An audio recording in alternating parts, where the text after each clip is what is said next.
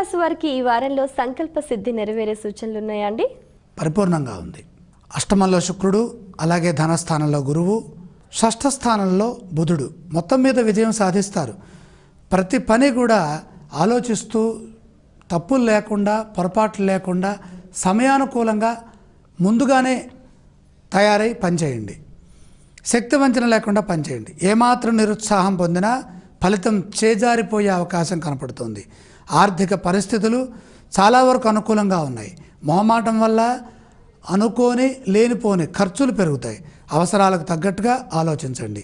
విశేషమైన కార్యాలు చేపడతారు. అధికారులతో శ్రద్ధగా వ్యవహరిస్తే అద్భుతమైన విజయం చేకూరుతుంది. గురువుల కటాక్షం వల్ల ఒక పనిలో ఆత్మ సంతృప్తి లభిస్తుంది.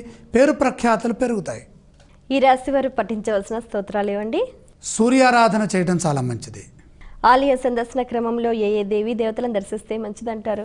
ప్రధానంగా సూర్య భగవానుడి యొక్క సందర్శనం, అలాగే రాత్రిపూట వీలైతే చంద్ర దర్శనం కూడా చేయండి.